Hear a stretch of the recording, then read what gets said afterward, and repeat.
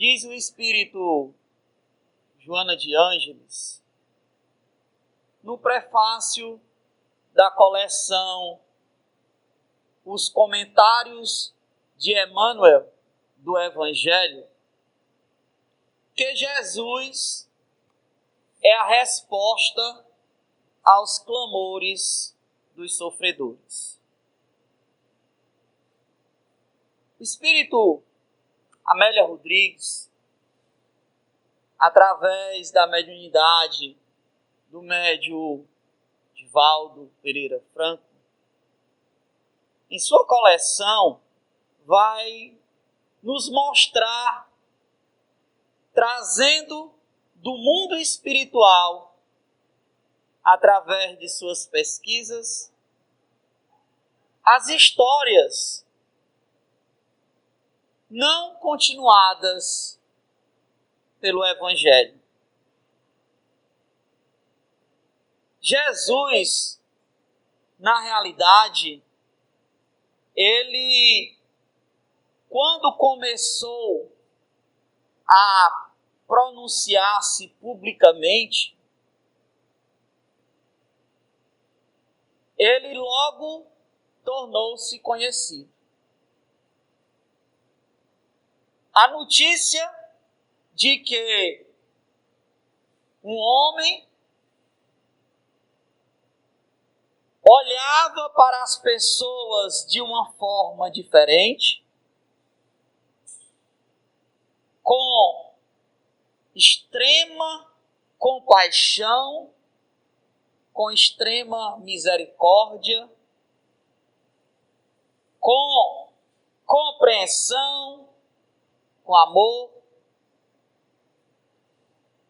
Essa notícia se espalhou por toda Israel como um rastro de pólvora. Todas aquelas pessoas que se sentiam fragilizadas, todas as pessoas que sentiam a dor na alma das dificuldades que a vida, que a reencarnação favorece e que nos propicia a oportunidade de corrigir as próprias falhas, de crescer e de se aprimorar. A época de Jesus, quando possível, todas elas buscavam Jesus.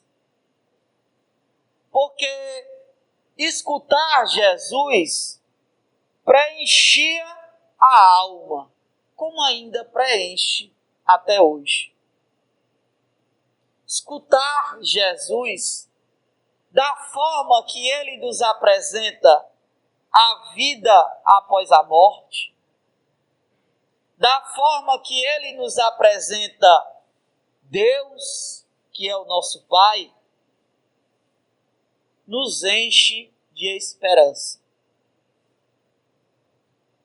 Mesmo diante das mais dolorosas dificuldades, provas e expiações.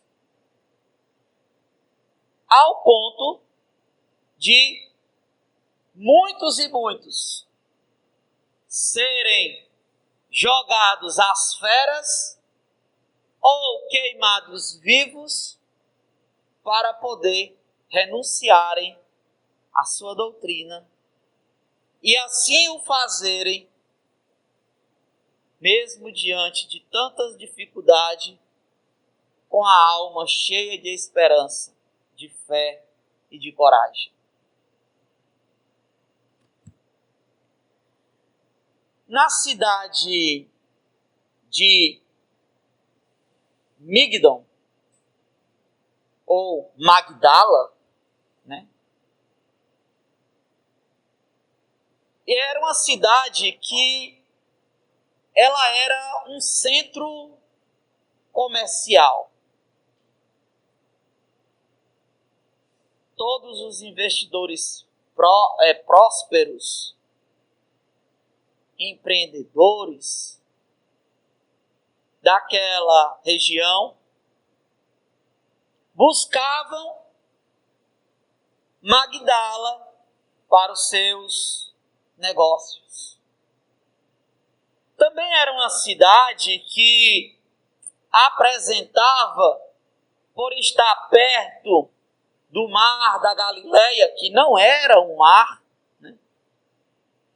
É bom a gente frisar isso, mas o clima, a temperatura era sempre agradável. Madalena, ou Magdala, tornou-se conhecida não só e frequentada não só pelas suas questões comerciais, mas em Magdala existia uma jovem chamada Maria de Magdala, né? Porque na época de Jesus as pessoas não tinham sobrenome, né? O sobrenome ou era o lugar de onde ele veio, ou era a profissão, ou era o nome do pai.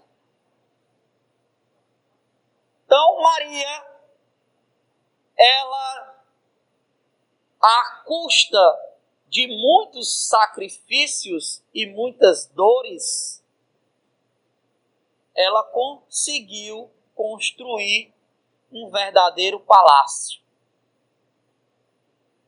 Era uma mulher de muita beleza e que dava-se ao luxo de escolher as pessoas, os homens que pagavam muito caro, dos quais ela queria passar a noite. Era uma mulher vendedora de ilusões. Era, à época, uma prostituta de luxo para os homens poderosos e riquíssimos. Mas, embora Maria tivesse construído uma riqueza muito grande, embora ela tivesse joias, embora ela tivesse muitos vasos de essências, embora ela tivesse muito dinheiro, ela não era uma pessoa feliz. Ela sentia uma necessidade muito grande de ser amada. A verdade é que ela buscava nos braços do homem ou dos homens o amor que preenchesse a sua alma, mas que não preenchia. E com isso, ela sentia um vazio tão grande dentro de si, que chegava a ser um abismo.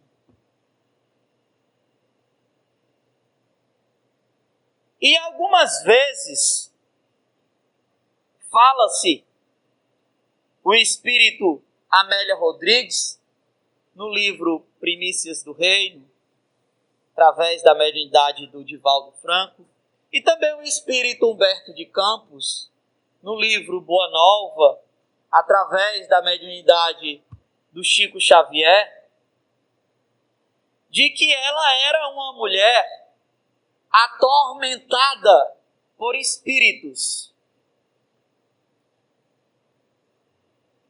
que na verdade não é nada de se surpreender. Nos diz o codificador da doutrina espírita no nosso planeta, Allan Kardec, que os espíritos estão por toda parte.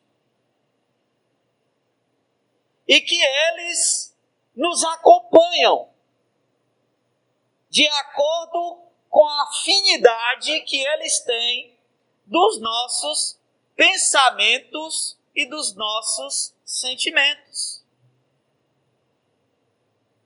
Conforme nós pensamos, conforme nós sentimos,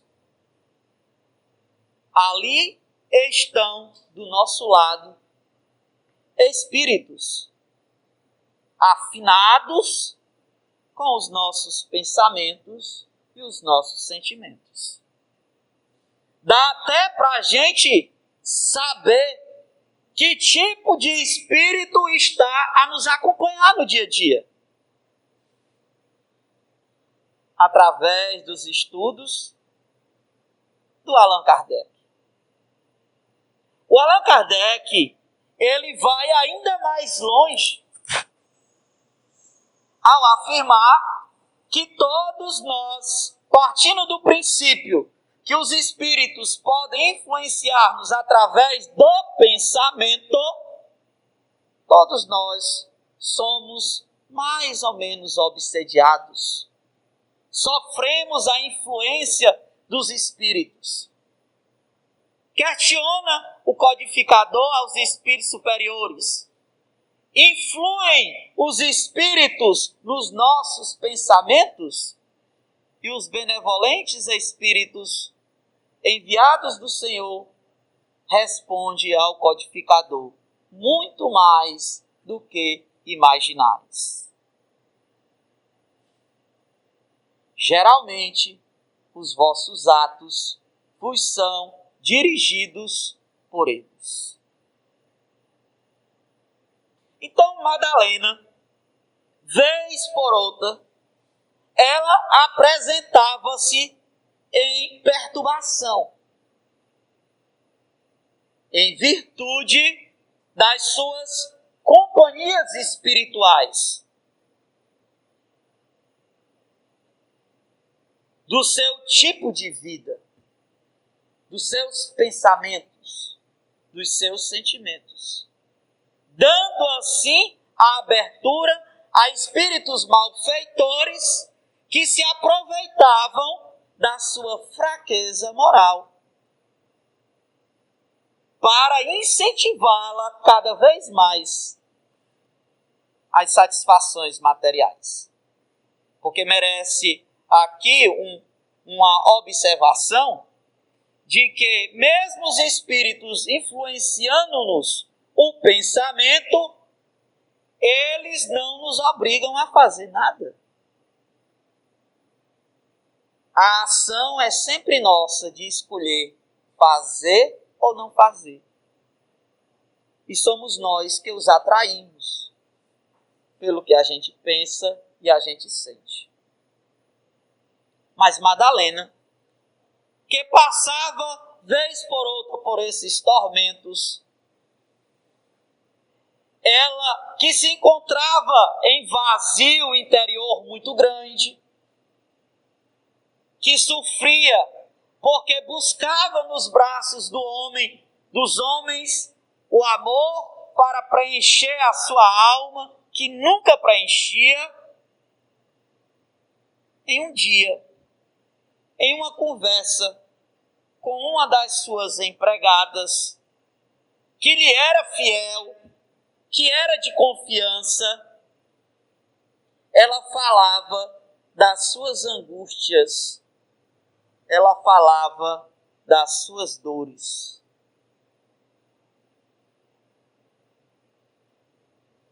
E entre os empregados de Madalena, e entre aos povos, principalmente os mais pobres,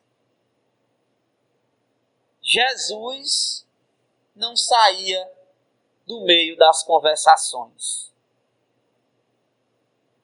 Porque era impressionante. Até então, ninguém jamais tinha olhado para um pobre. Até então, ninguém jamais tinha dado atenção a um sofredor, a um necessitado. E Jesus mostrava atenção. Mais do que isso, Jesus, ele sentia e mostrava através das suas atitudes para com os sofredores compaixão. A compaixão, ela é um sentimento que nós temos na medida em que nós conseguimos, de alguma forma, de alguma natureza, da qual materialmente não se dá para explicar, sentir a dor do outro e fazer alguma coisa para aliviar aquela dor. Então, a empregada de Maria Madalena disse-lhe: Senhora, o Galileu, ele é o libertador, ele é o Messias. Ele olha para o sofredor de uma forma diferente. Ele age para com as pessoas de má vida com misericórdia. Ele não condena os erros e as atitudes de ninguém. Ele apenas orienta, esclarece.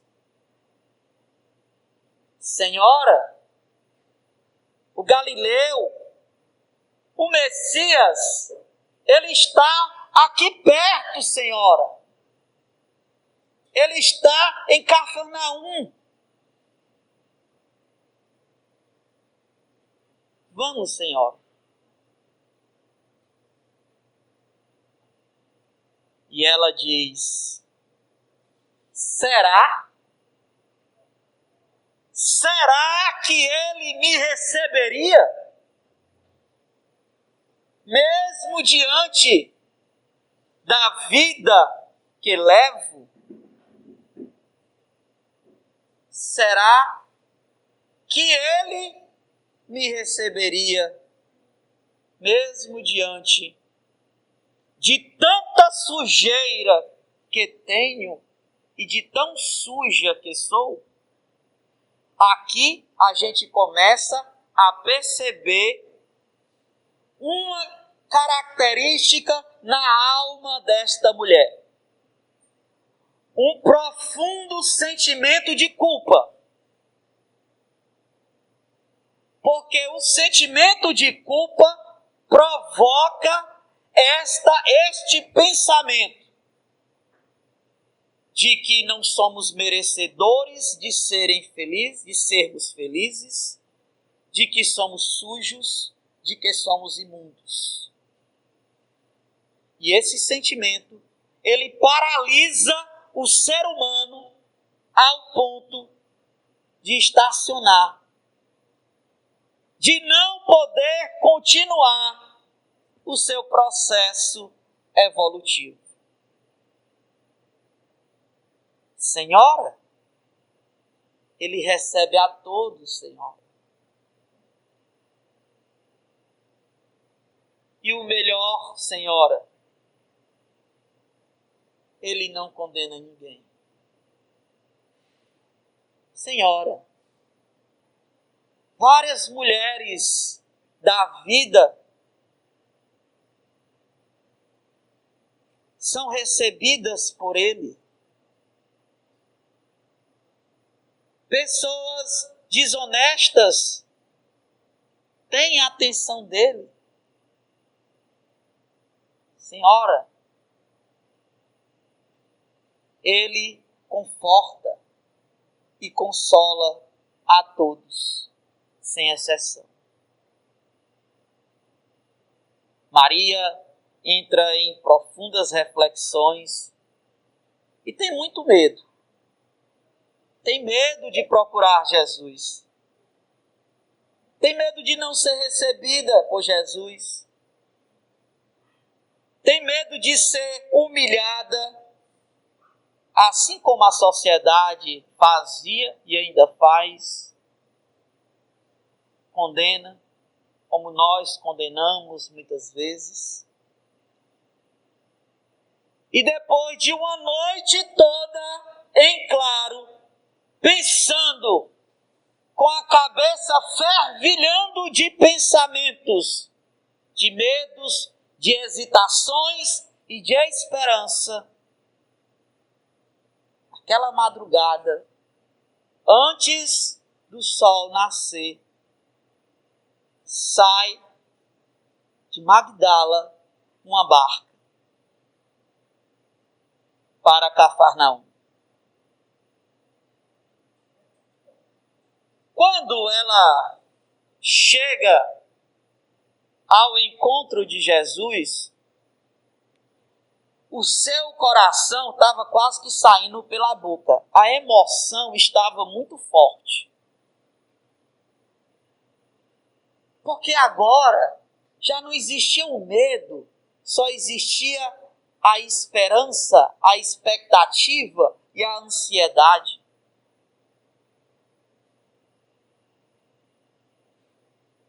Jesus a recebe. E o primeiro contato visual de Maria com Jesus é impressionante. Ela se impressiona com ele. Porque pela primeira vez, um homem olha para ela com respeito. Pela primeira vez, um homem não busca nela os prazeres sexuais.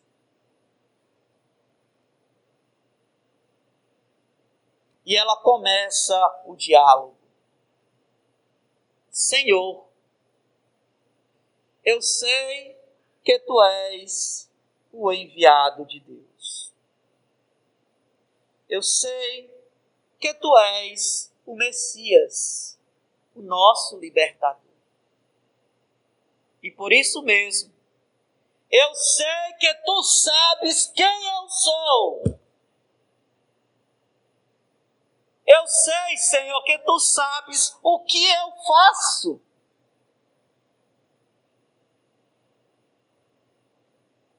Senhor,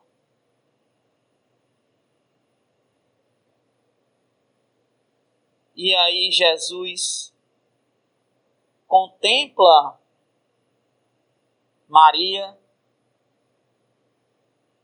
e sem ela se identificar, ele fala, Maria.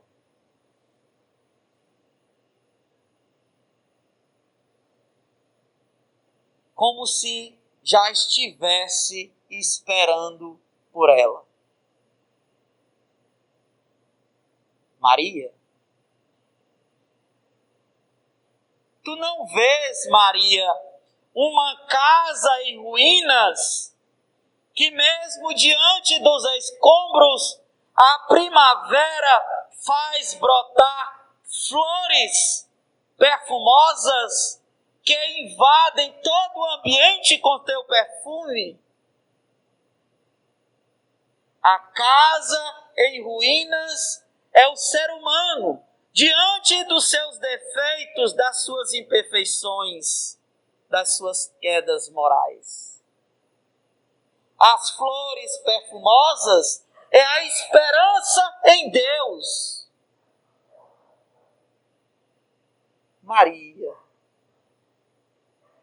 Maria, bem-aventurados são aqueles, Maria, que conseguem imolar-se, que conseguem sacrificar-se e que passam pela porta estreita. Maria, são tantas as mães que sofrem, Maria, com a ausência dos seus filhos. São tantos os filhos que sofrem por não ter uma mãe. E Maria Madalena, na análise da sua vida, em lágrimas, começa a dizer: Senhor, desgraçada de mim, Senhor. Desgraçada de mim, que teu ventre varado 1000 vezes, mas que Deus não me concedeu o direito de ser mãe. Maria, o que será mais bem visto para Deus? As mães que cuidam dos seus filhos, ou aqueles que cuidam dos filhos de outras mães?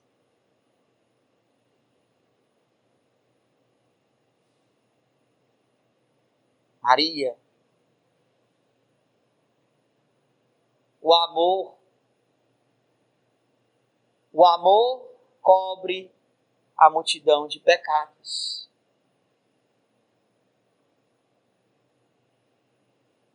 É preciso imolar-se.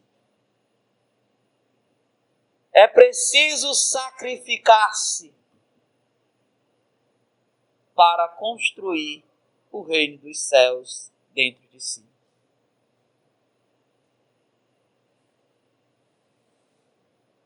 Senhor, eu darei a minha vida para seguir-te, Senhor. Chegará o dia, Maria, em que eu pedirei a tua vida. E ela sai, mas ela sai completamente diferente quando ela entrou. Ela sai cheia de esperança. Ela sai preenchida espiritualmente. Parecia que no momento que ela conversava com Jesus, ela morria aos poucos. A sua vida que ela tinha ia morrendo dentro dela aos poucos. E parecia que quando ela estava saindo dessa conversa com Jesus, ela renascia aos poucos. Porque ela agora crescia na sua esperança. No dia seguinte, aliás, quando o dia amanhece, Magdala acorda com uma nova notícia. Maria, a prostituta, estava convertida. Ela jogara tudo o que tinha e tinha dado aos pobres. E tinha ficado somente com o necessário.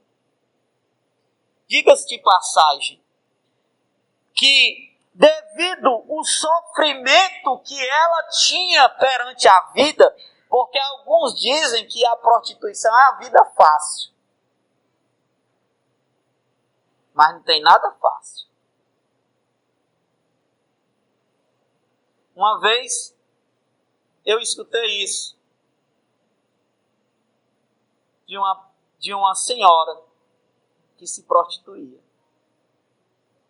Dizem que é uma vida fácil, mas não tem nada fácil. É uma vida muito dolorosa. É uma vida muito sofrida.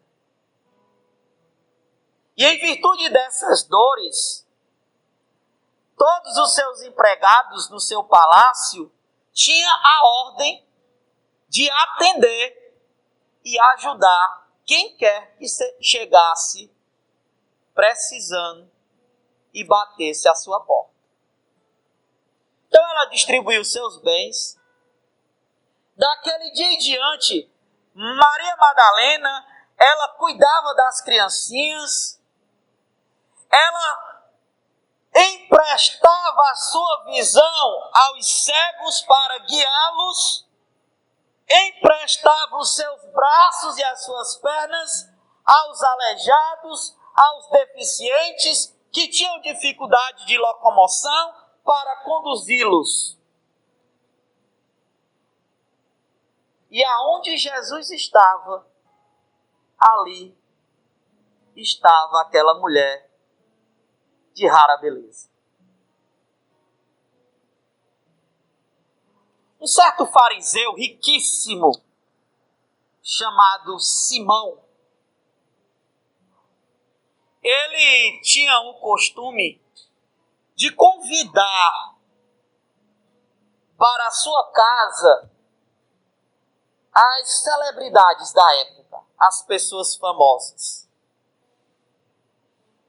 Que, na verdade, era uma forma que ele tinha de expor para essas pessoas e para a sociedade a sua riqueza.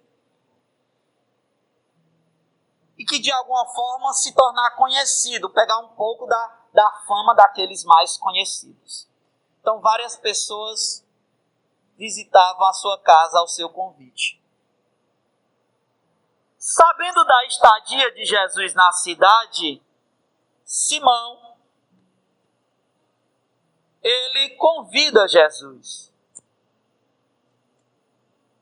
E como sempre, e todas as outras vezes, Jesus vai, quando convidado. Vai Jesus mais 2 apóstolos. Então, quando ele chega no palacete de Simão, ele é recebido com frieza pelos seus empregados. O ambiente, apesar de todo luxo, era um ambiente que estava pesado.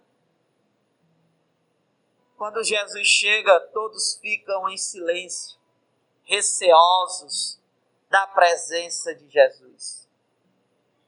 Simão não vai receber Jesus à porta, continua conversando com as outras pessoas, os outros convidados, mas de vez em quando dá uma olhadinha para Jesus. E Jesus em silêncio. E quando o jantar já estava quase terminando, começa-se a ouvir do lado de fora da porta algum tipo de barulho, de bagunça, de zoada, de confusão. E quando menos se espera, Maria Madalena entra no palácio, na sala. Todos ficam aterrorizados. Ele fica irado. Ele tem vontade de colocá-la para fora. Mas como ele a conhecia, do seu temperamento, da sua firmeza, porque era seu cliente, temendo ser desmascarado por ela, ele silencia. Então ela vem e, envolvida por uma grande emoção, ela se joga aos pés de Jesus, abraça, as pernas de Jesus, e Jesus lá, parado. E grossas lágrimas caem do seu rosto, molhando os seus pés. Ela beija os pés de Jesus, enxuga os pés de Jesus com os seus cabelos. Traz em um frasco, em um recipiente chamado alabastro, essências aromáticas das mais caras e lava os pés de Jesus. Simão, olhando aquilo, porque Maria era uma mulher de má vida que estava sujando o seu lar, quis repreendê-la, não repreendeu. E começou a pensar, se esse aí realmente fosse profeta, ele saberia quem é essa que está com ele. O que acontece, meus amigos, é que a linguagem universal dos espíritos é o pensamento. E devido à grande evolução espiritual que Jesus tinha, era muito simples ele escutar os nossos pensamentos. E aí Jesus olha para Simão, sorri. Simão olha para Jesus, sorri. E aí Jesus diz: Simão, eu sei que tu és um homem próspero. E Simão já assim vai e desce.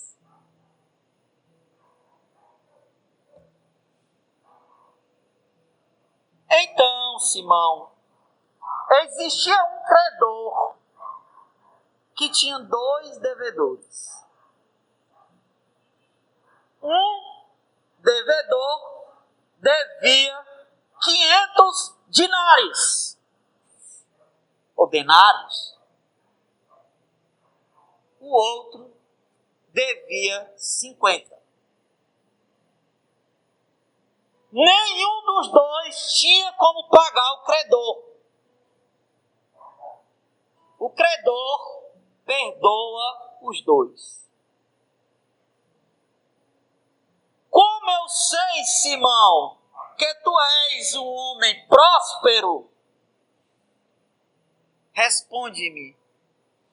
A quem o credor mais amou? Ah, Senhor. Simão sorriu, né? Ah, Senhor. Essa ficou fácil responder, né? Ele amou a quem mais ele perdoou. Pois muito bem, Simão. Eu entrei na tua casa, tu não me recepcionaste com um beijo. Esta mulher, da hora que chegou, lava os meus pés com lágrimas, enxuga com os cabelos e beija-os. Eu entrei na tua casa, tu não me recebeste com respeito devido que a cerimônia manda, para valorizar a presença do teu convidado. Esta mulher lava os meus pés com as essências aromáticas e enxuga com os cabelos. A ti, mulher, te digo que porque tu muito amastes, os teus muitos pecados estão perdoados.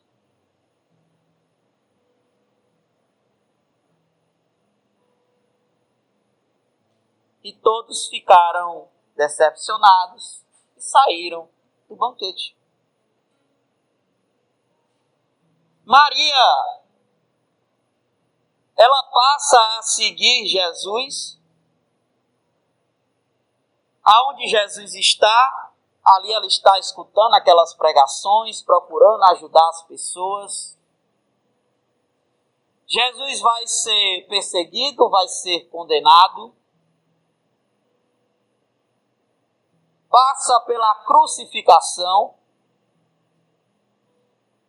Os próprios apóstolos o abandonam diante da situação. E somente João acompanha todo o processo. E junto de João, lá aos pés da cruz, está Maria, a mãe de Jesus, Maria, a Madalena, Verônica e outra Maria. Jesus olha para a mãe dele e diz: mulher, eis aí o teu filho. E mexe a cabeça para o lado de João. Olha para João. Filho, eis aí a tua mãe.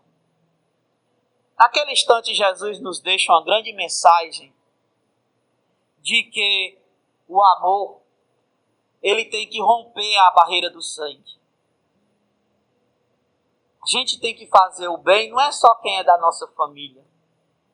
A gente tem que fazer o bem, ou deve fazer o bem, não é só quem pensa igual a nós.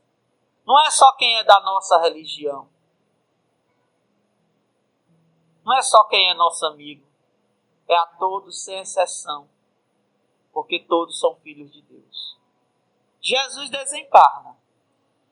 Morre. Lógico que também é conhecido que nos seus últimos instantes, ele contempla o céu na cruz e diz: Pai, perdoa-os, porque eles não sabem o que fazem. Porque Jesus sabia, compreendia, que todos aqueles que contribuíram para o seu processo de crucificação não compreendiam a gravidade dos seus atos. Assim como, quando nós agredimos alguém, quando nós prejudicamos alguém, não percebemos a gravidade dos nossos débitos que devem ser resgatados. Jesus desencarna e ao terceiro dia, logo no inicinho da manhã,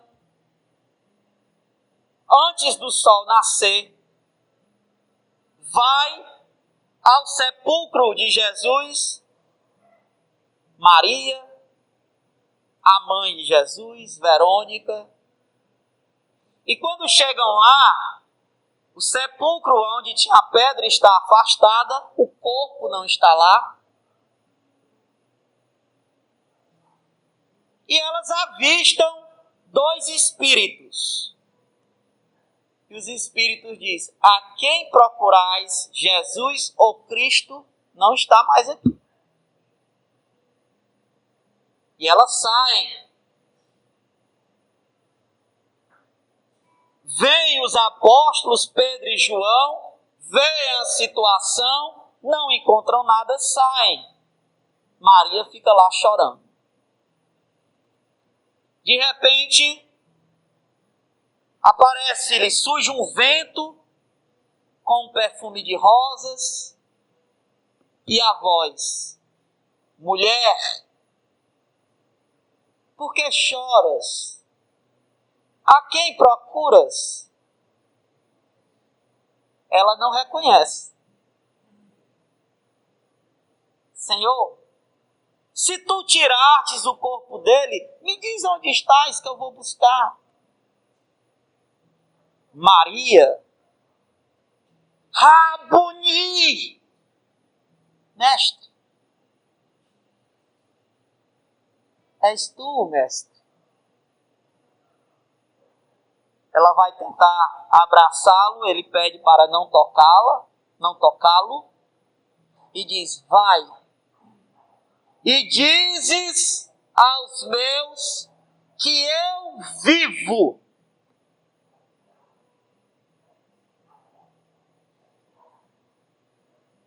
E gostaríamos aqui de fazer uma pequena ressalva, uma pequena observação. A mensagem da ressurreição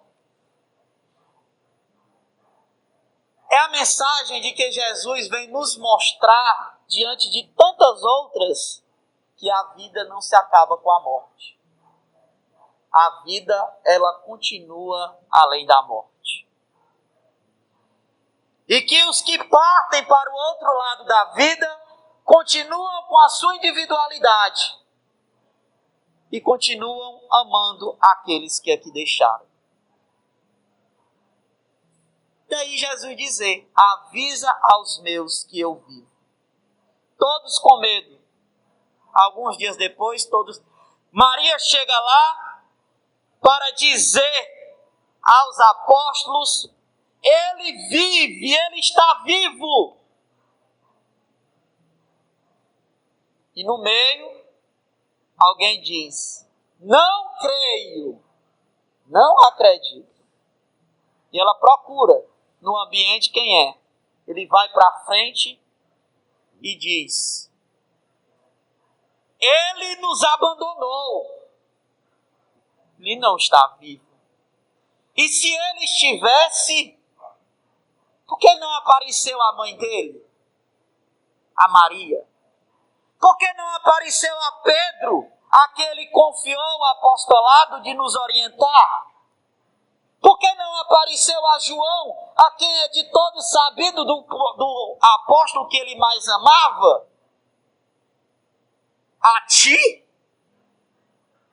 Com um sorriso nos lábios e sarcasmo. A ti? Ela entendeu. Por que ele haveria de aparecer a ti? Ela entendeu a mensagem. Devido à sua vida que tinha, e profundamente envergonhada, com a voz trêmula, ela afirma: a mim ele apareceu. E alguns dias depois ele retorna. Num ambiente todo fechado, onde ninguém dava para entrar. Tomé, vem aqui e bota o teu dedo na minha mão e no meu lado. Senhor, Tomé, porque tu me viste, tu crês. Bem-aventurados que creem sem ver. Aparece aos outros discípulos publicamente, ajuda Pedro, convida os apóstolos e a Maria para Betânia, a cidade de Betânia, e quando lá chega, começa a conversar com eles, e sem perceber, os apóstolos não percebem que diante da conversa, Jesus começa a erguer-se do alto, iluminar-se, e pouco a pouco desaparece no horizonte. Era Jesus em espírito, não mais o corpo. Não mais o corpo. Mas a verdade é que os próprios apóstolos, eles procuram agora dar seguimento às pregações do Evangelho, criam a Casa do Caminho, mas não querem levá-la, porque nem eles acreditavam nela. Não querem levá-la. E um dia, e na cidade as pessoas diziam: isso aí não vai durar muito tempo não, daqui a pouco ela está no prostíbulo de novo. Outros diziam assim: Magdala não vai perder uma mulher dessa, ela vai voltar à vida. Ninguém acreditava. E para sustentar a própria vida, ela trabalhou arduamente. E um dia vinha chegando à cidade um grupo de leprosos procurando por Jesus. E ela disse: vocês chegaram tarde. Assassinaram-no. Mataram-no. E ela começou a falar de Jesus para esses leprosos. E ela começou a perceber naqueles semblantes tão sofridos, cheios de feridas, a esperança. Então ela viu que a cidade já não acreditava e já não mais a recebia. Então ela passa a acompanhar os leprosos. E no Vale dos Leprosos, todas as tardes, no final da tarde, os semblantes resplandeciam de esperança, porque ela trazia a lembrança e a mensagem de Jesus. Percebendo que estava perto ao seu desencarne, ela resolve procurar a mãe de Jesus e a João em Éfeso. Faz uma viagem muito dolorosa, muito sofrida. Quando chega na entrada da cidade, não aguenta mais, já está doente, desmaia, é acudida por um grupo de pessoas muito pobres e, delirando, ela começa a chamar por João e Maria e vão chamar a Mãe Santíssima e João. Ela passa 3 dias entre a vida e a morte e de uma hora para outra o seu peito já não mais mexe, já não percebe mais a sua respiração. Ela vê-se acima do corpo, fora do corpo. E em espírito, vê-se na cidade de Cafarnaum. Espera um pouco, contempla o mar, lembrando das palavras de Jesus, e quando olha, aparece-lhe uma luz resplandecente, e dentro da luz, quando ela fixa os olhos, é Jesus, com os braços abertos. Vem, Maria, vem, tu passaste a porta estreita. Quando eu solicitei a tua vida, tu me doaste em nome dos pobres. Vem, coloca no seu peito e conduz ao mundo espiritual.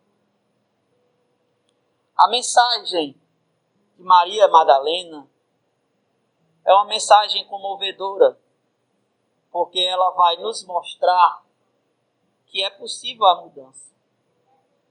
Ela vai nos mostrar que é possível a transformação. Qualquer um pode mudar. Assim queira. Assim busque força, coragem em Jesus. Então nós chegamos ao fim. Desejamos a todos muita paz e muita luz.